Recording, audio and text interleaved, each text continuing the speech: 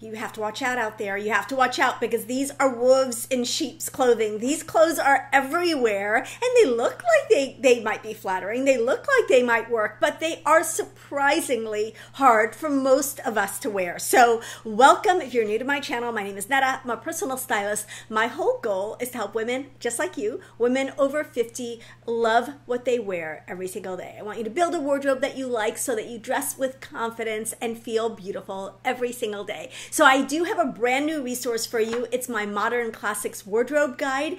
Just go to nettamanley.com/modern classics, or you can check the link in the pinned comment or the description box. So let's get started. I am so excited to talk about 10 styles that are deceptively hard to wear, surprisingly hard to wear. And these are things that you're going to have seen all the time. Some of these you may have tried yourself and thought, well, there's something wrong with me, or there's something wrong with this piece of clothing on me, or there was something wrong with the fit. And there is nothing wrong with you, obviously.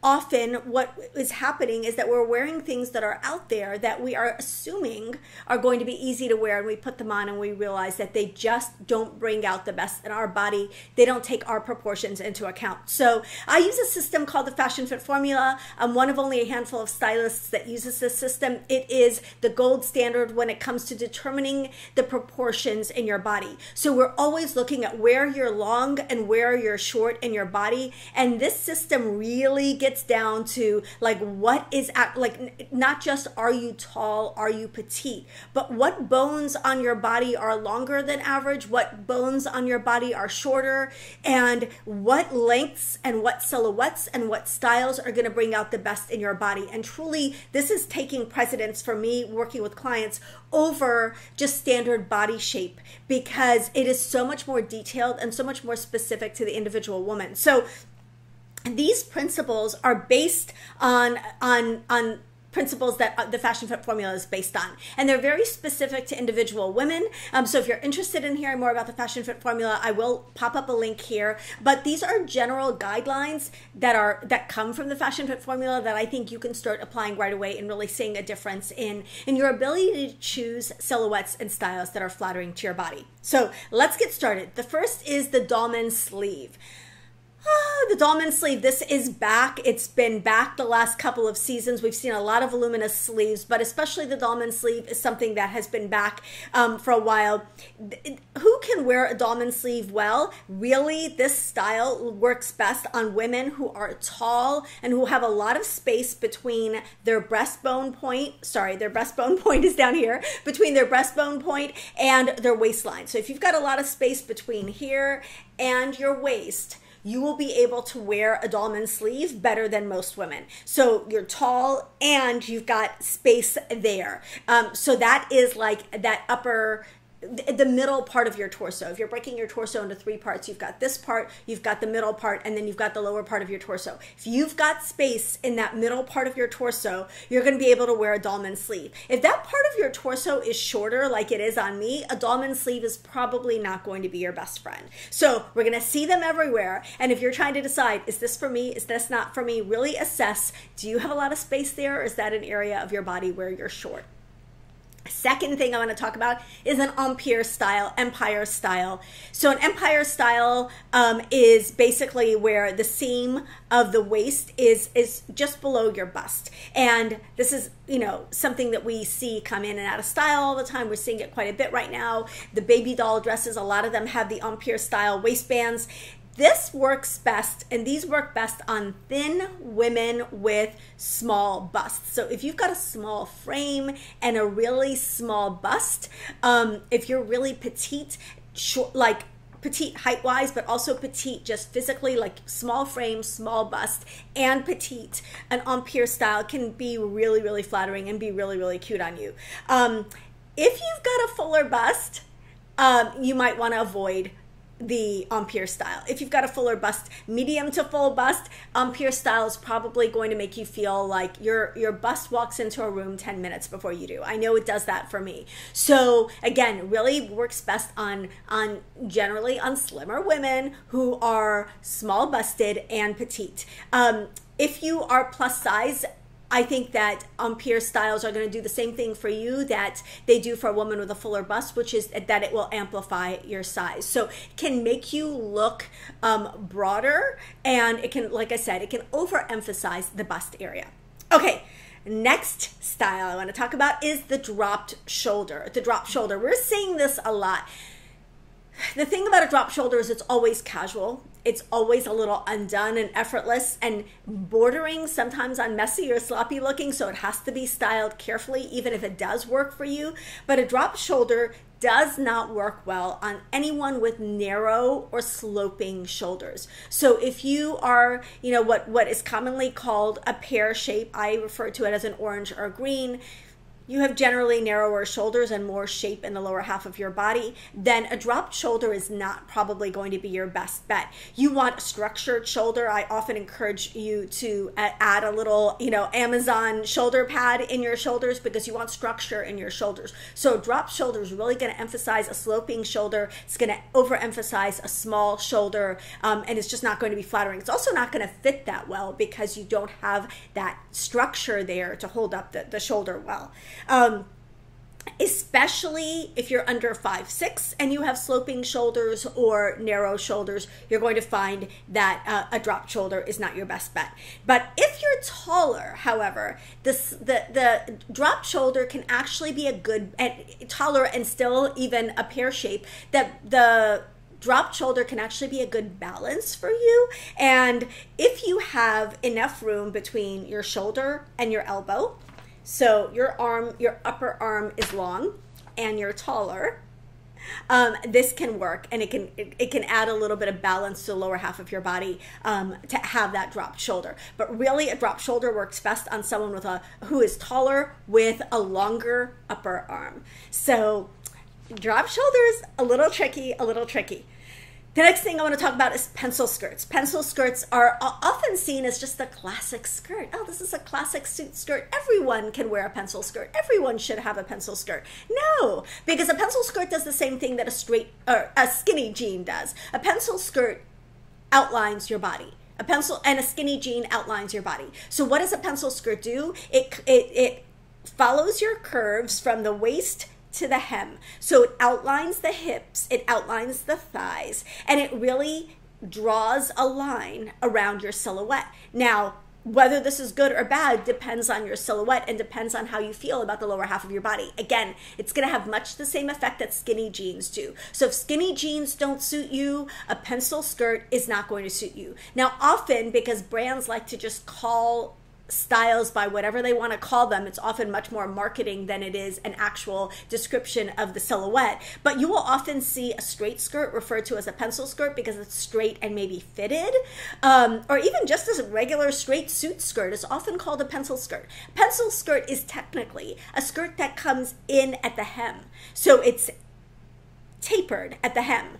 If it's not tapered at the hem, it's not a pencil skirt, it's a straight skirt. But a pencil skirt, the style that comes in at the hem, again, is going to do the same thing that a skinny jean or skinny pant will do, and it will outline the lower half of your body. So choose accordingly. If you want to emphasize the shape of the lower half of your body and you're comfortable with that, go for it. If you're not, then you're going to want to stick with a silhouette that's going to create a straight line from the hip to the hem. That's going to be the most flattering on anyone who has a strong lower body or a lot of shape in their hips, bum, and thigh area. Okay, let's move on to boat neck tops. Okay, these are also super, super controversial. Boat neck tops look really best on women with really good posture and straight shoulders, like shoulders that are symmetrical, and average to maybe even a little broader. So someone like Meghan Markle, whatever you think of Meghan Markle, she has that body type where her posture is very erect, her shoulders are straight, and her shoulders are average to broad in width, right?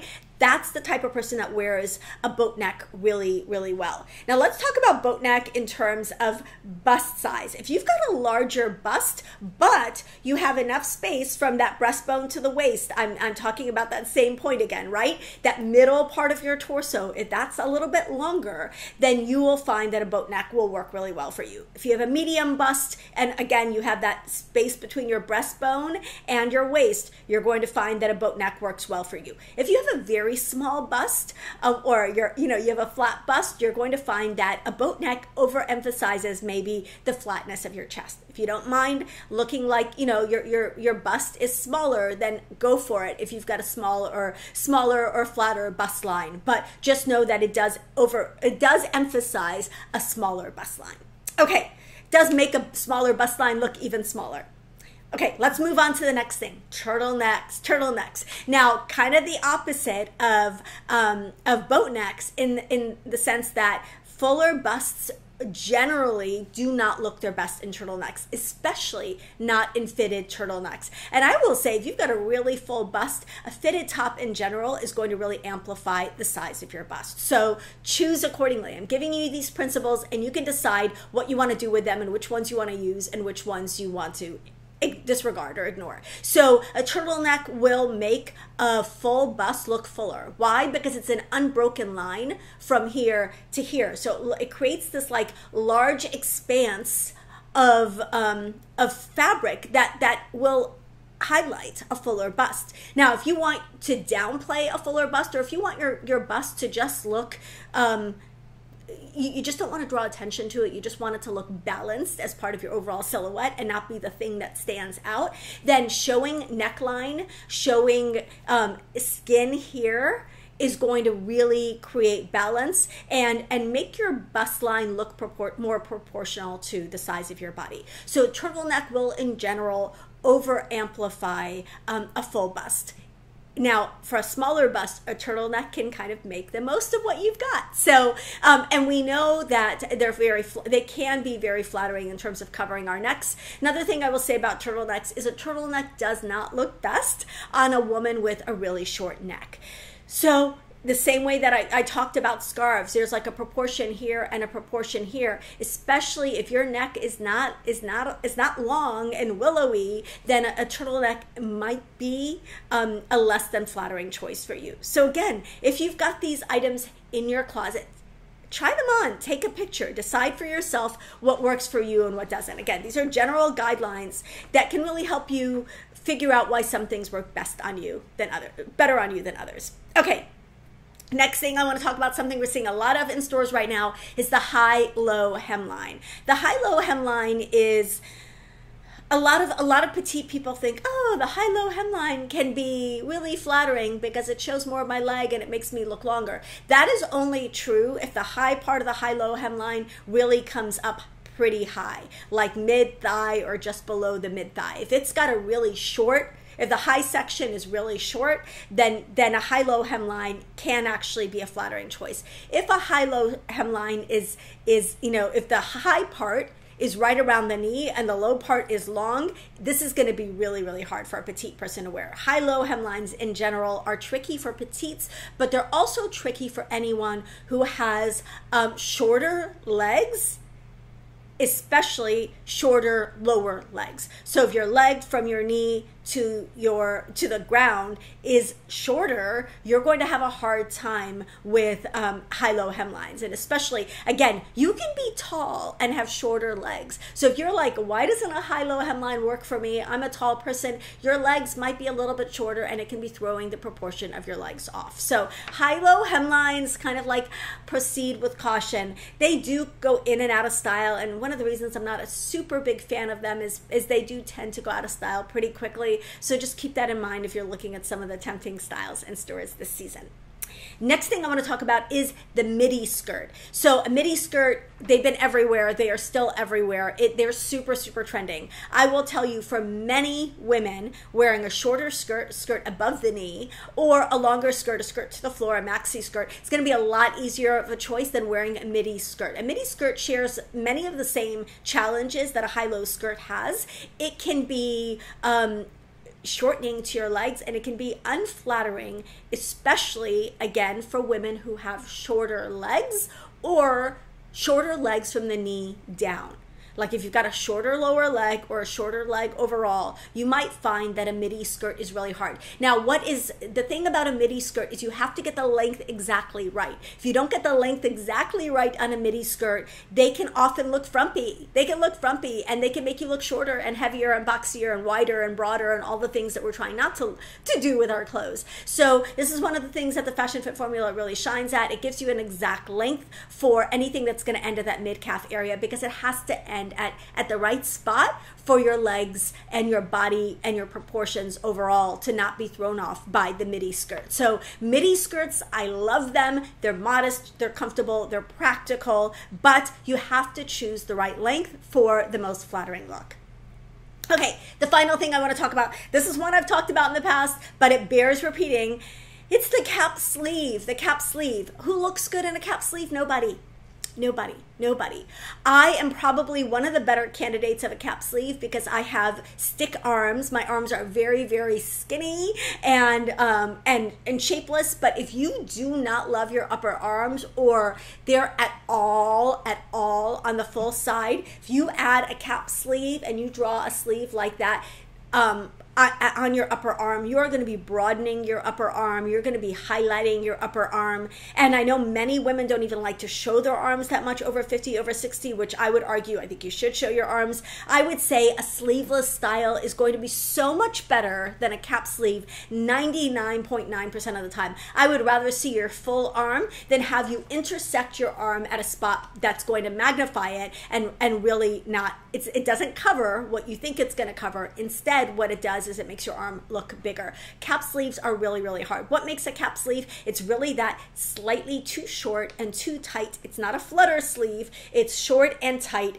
and intersects your arm really like at that upper part. I'm going to put up a couple of pictures here so you can see what a cap sleeve looks like. Again, sometimes brands will call something what they want to call it, and they'll call it a cap sleeve, and it's not really a cap sleeve. So, you know, you want to use your discretion, but it's a short, tight sleeve that awkwardly encircles your upper arm. So I hope that was helpful. 10 things that are surprisingly hard to wear. These are things that look innocent. Look harmless. And then you put them on and you're like, what the heck happened? What happened? Why does this not look good on me? It's not you, it's the clothes. I'm always going to go back to that. It's not you, it's the clothes. So if something isn't working for you, it's just the wrong item for your body. Move on and find something that flatters you. That's the goal of everything that I do here. Again, I would encourage you to check out the Fashion Fit formula. I'll pop up the link again here for you because I think it's something that can be a really great tool and a great resource to help you decide where you're short, where you're long, how to pick the best silhouettes to bring out the best in your body. So love you guys. I hope that you enjoyed this video. If you did, don't forget to give it a like, subscribe so that we can keep hanging out, and I'll see you in the next video.